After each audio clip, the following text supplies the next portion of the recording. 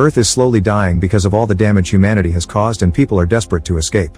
One day a giant black sphere appears out of nowhere near Mars, so 6 astronauts are sent to investigate on a spaceship called Achilles. For 8 months the crew spends the journey in hibernation. Carla keeps dreaming about her daughter and her mother, who tragically died in a car crash 2 years ago. When there are only 8 hours left to reach the sphere, the crew is woken up. While they take a moment to stretch their muscles and clear their heads, Carla notices that Ruben is rather rattled because this was his first time hibernating and she advises him to rest. However, Ruben prefers to blog his experience since he has a massive amount of followers. Afterward, Carla meets with Commander Paul and they try learning more about the sphere by scanning it, but the ship's AI can't find anything out there. Kara thinks they should go back, but Paul wants to finish their mission anyway. The lack of data makes Ruben even more nervous than he already is. The crew decides to contact Vance, the head of the expedition program, who tells them people on Earth are eagerly waiting for an answer to the mystery. They can't disappoint them, so the mission must be completed. Sometime later Carla starts hearing her mother's voice in the corridors but she doesn't see anyone around.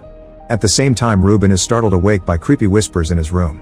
When Carla gets to her room, Vance video calls her, saying he's worried about her because she's been looking tense. As Carla assures him she's fine, the call is suddenly cut off and the ship's AI announces the sphere is causing an anomaly. Carla runs to the main deck and finds the mysterious sphere shooting a very bright beam of light at the ship, which is causing various issues in the system.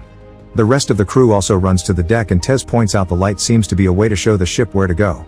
As the ship continues to get closer, the AI picks up a noise coming from the sphere.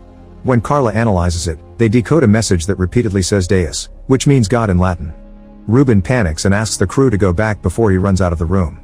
Carla thinks they should pause the trip and wait until the AI fixes the comm so they can inform Vance of this in case it's a hostile alien, but Paul decides they'll keep going.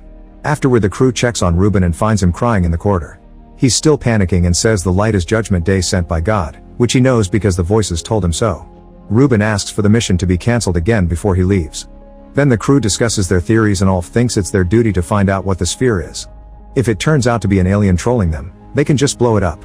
Paul is following this on the cameras and calls Ulf to the deck to tell him not to mention blowing up things ever again.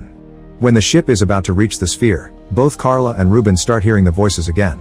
Ulf takes Carla to her room and she explains she's been having headaches since the car crash, but she doesn't mention the voices. Their talk is interrupted by Tez, who informs them Ruben is missing. Ignoring Ulf's concerns about his health, Carla joins the search. The team splits and Tez gets to check the cargo bay.